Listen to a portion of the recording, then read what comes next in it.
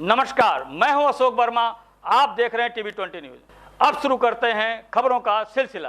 तो खबर आजमगढ़ से है, जहां मेदांता हॉस्पिटल लखनऊ एवं रेम्बो चिल्ड्रेन हॉस्पिटल आजमगढ़ की संयुक्त तत्वावधान में लगाया गया निःशुल्क स्वास्थ्य शिविर व किया गया स्वास्थ्य संगोष्ठी का आयोजन। आपको बता दें तो मेदांता हॉस्पिटल लखनऊ से आए डॉक्टरों ने रेम्बो चिल्ड्रेन हॉस्पिटल आजमगढ़ में निःशुल्क स्वास्थ्य शिविर लगाया था, जिसमें जिले व आसपास के इलाके से आए 200 से अधिक बच्चों को परामर्श दिया गया व जांच भी की गई।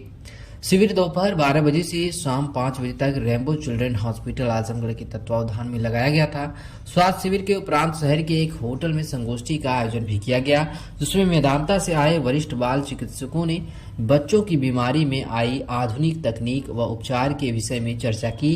इस संगोष्ठी में जिले के 50 से अधिक बाल रोग विशेषज्ञ डॉक्टरों ने भाग लिया। इस अवसर पर जिले के वरिष्ठ डॉक्टर दीपक पांडे ने मेदांता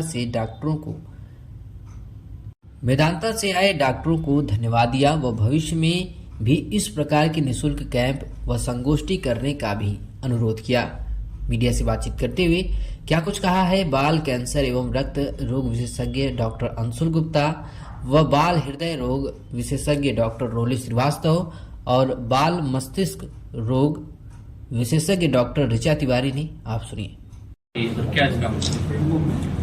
आज की इस प्रेस कॉन्फ्रेंस का मकसद ये है कि बच्चों के जो ब्लड से संबंधी डिसऑर्डर्स हैं उसके प्रति जागरूकता पैदा की जाए समाज में, एवं हम ये चाहते हैं कि जो ब्लड की समस्याएं हैं जैसे हीमोग्लोबिन कम होना, प्लेटलेट कम होना, WBC काउंट कम होना, ब्लड के कैंसर होना, इन सब चीज़ों के बारे में हमारे समाज में और चिकित्सक के स्तर पे भी पूरे पूर्वांचल में एक जागरूकता पैदा की जाए कि क्या इलाज होना चाहिए उन बच्चों का और कब उनको टाइमली रेफर करना चाहिए। तो ये ही मकसद है हमारा इस प्रेस कॉन्फ्रेंस को आयोजित करने का समाज में।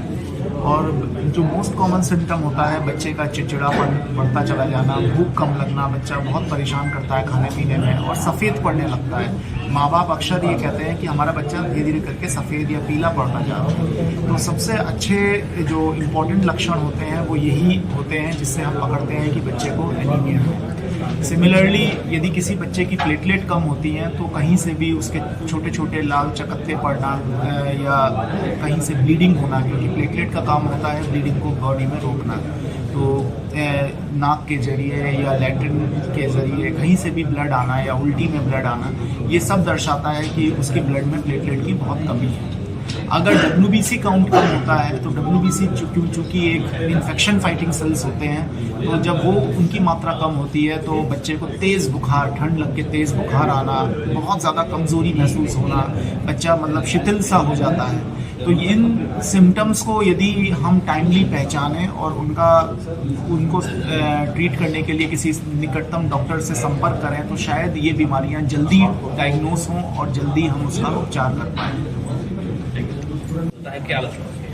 देखिए, बड़ों में और बच्चों में हृदय रोग बिल्कुल अलग होते हैं। बच्चों में हृदय की बनावट जो माँ के गर्भ में जब हृदय बनता है तो उसकी बनावटी गड़बड़ी की वजह से बच्चों को हृदय रोग होता है, और बड़ों को जो होता है वो हार्ट के चारों तरफ जो धमनियां होती हैं, आर्टरीज होती हैं, उनमें कोलेस्ट्रॉल या कैल्शियम डिपॉजिट की वजह से होता है। तो दोनों के लक्षण भी अलग होते हैं और दोनों का जो ट्रीटमेंट है वो भी बिल्कुल अलग है। तो कैसे हम पहचानेंगे?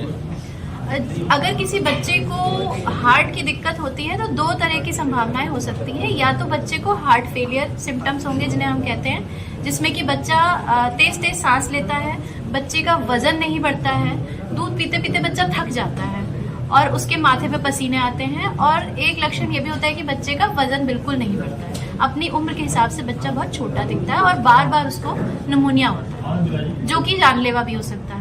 या फिर एक बड़ा ग्रुप होता है साइनोटिक हार्ट डिजीज जिसे हम कहते हैं, जिसमें कि बच्चा जो है वो रोते रोते नीला पड़ने लगता है और कभी कभी इस नीलेपन में बच्चे दम भी तोड़ देते हैं। और विडंबना ये है कि इन सभी बीमारियों का बहुत ही अच्छा इलाज है, बशर्ते हम उस इलाज तक पहुंच पाए, जो कि अब हमारे बहुत नज़दीक है। और पहले यहाँ मतलब पूरे उत्तर प्रदेश में इतना बच्चों की हार्ट सर्जरी नहीं हो रही थी, बट अब चीज़ें बदल रही हैं। बच्चों की हार्ट की सर्जरी होती भी है और बहुत सक्सेसफुल भी होती हैं, अगर समय रहते उनका इलाज हो जाए। जो बीमारियां ये न हों, जी, उनके बचाव के उपाय के बारे में क्या जागरूकता की? देखिए, बहुत सारी बीमारियां बच्चों की जो होती हैं जन्मजात होती हैं, वो जेनेटिक होती हैं। बहुत सारी होती हैं जिनका हमें कोई रीज़न नहीं पता है ये क्यों हो जाती हैं। मतलब बहुत सारे इस पे वेरियस फैक्टर्स होते हैं जो हमारे कंट्रोल के बाहर हैं, जेनेटिक रीजंस जो होते हैं। हाँ, लेकिन जैसे माँ जो कर सकती है, जैसे अगर बच्चा है गर्भ में तो दवाइयाँ ज़रूर पूछ के खानी चाहिए, क्योंकि बहुत सारी दवाइयों का भी इफेक्ट होता है। और इसके अलावा धूम्रपान और अल्कोहल से भी बच के रहना चाहिए ड्यूरिंग प्रेगनेंसी के दौरान। और इसके अलावा और कोई ऐसा कौन से हैं और क्या क्या उसके सिम्टम हैं? तो बच्चों में न्यूरोलॉजी के जो रोग हैं वो ऑलमोस्ट वही हैं जो बड़ों में होते हैं। जैसे कि सबसे पहले न्यूरो डेवलपमेंटल डिसऑर्डर, मतलब मस्तिष्क का उम्र से कम विकास होना, जिसमें बच्चा अपनी उम्र की समझ को पा नहीं पा रहा है। तो इसमें कॉमन जो सबसे कॉमन बीमारी है वो है सेरेब्रल पाल्सी, जो कि पैदाइश के दौरान, पैदाइश के पहले या पैदाइश के बाद भी बच्चे के ब्रेन में ऑक्सीजन की कमी के कारण होने वाली डैमेज से होता है।